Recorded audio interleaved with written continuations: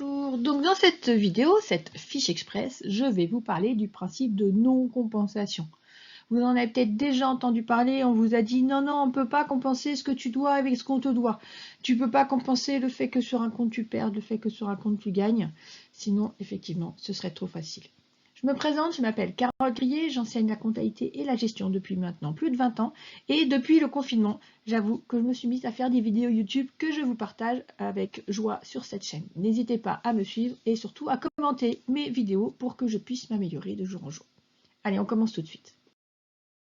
Le principe de non-compensation fait donc partie du cadre conceptuel implicite français.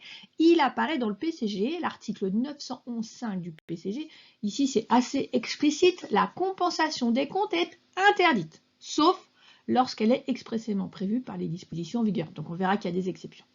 Alors, ça veut dire quoi? Ça veut dire qu'on n'a pas le droit de considérer que quelque chose qui est actif va compenser quelque chose qui est au passif, qu'une charge va compenser un produit. Il faut garder la trace de chaque élément qui soit plutôt positif pour l'entreprise ou plutôt négatif de l'entreprise. Je vous donne un exemple assez classique qu'on donne pour la non-compensation, c'est la non-compensation entre des dettes et des créances. Vous avez par exemple une entreprise de maçonnerie et dans le cadre de cette entreprise de maçonnerie, vous devez aller faire des travaux chez un boulanger. Donc vous faites les travaux chez le boulanger et donc du coup, le boulanger ne vous paye pas tout de suite et donc vous avez une créance sur ce boulanger. Par ailleurs, lors d'un événement, vous allez faire un achat à la boulangerie pour votre entreprise. Donc, vous ne payez pas tout de suite, vous payez à la fin du mois. Donc, cette fois-ci, vous avez une dette envers votre boulanger. Donc, vous avez un même tiers avec d'un côté une créance, d'un côté une dette. On pourrait être tenté, ce serait bien plus facile, de dire non mais vous me devez 1000, je vous dois 100, finalement vous ne me payez que 900 et on gère ça un petit peu comme ça. Et en fait, on n'a pas le droit. C'est ce principe de non-compensation qui dit qu'on ne peut pas comme ça simplifier les échanges. On doit garder trace de chaque échange. Point de vue comptabilité, du coup, ce qui est important vraiment, c'est de bien identifier que chaque compte va être traité séparément. Qu'il soit client-fournisseur, qu'il s'apprécie, se déprécie. Si on prend par exemple au niveau du bilan, vous verrez à l'actif, on a bien les créances clients, au passif, on a bien les dettes fournisseurs. Et on va garder vraiment la trace de chaque élément. De la même façon, si d'un côté vous avez une immobilisation qui perd de la valeur et une immobilisation qui prend de la valeur, vous ne pouvez pas compenser. Vous devez traiter chaque élément séparément et traiter chaque élément séparément.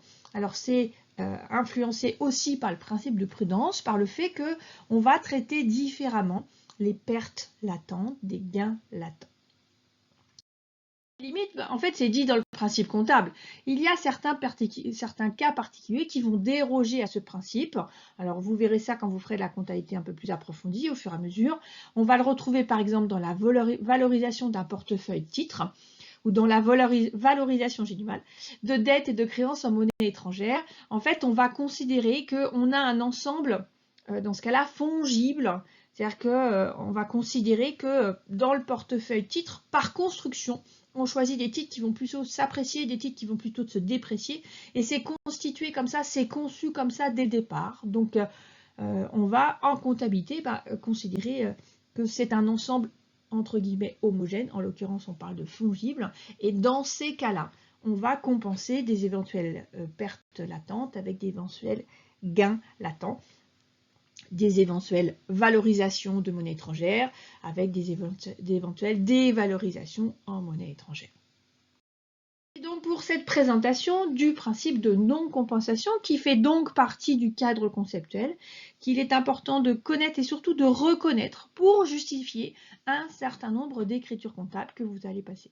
Voilà, si vous avez aimé cette vidéo, n'hésitez pas à me laisser un petit pouce, un commentaire. Si vous avez des propositions, l'espace commentaire est là pour ça. Et puis si ce n'est pas déjà fait, je vous invite à vous abonner. Bon courage et à bientôt!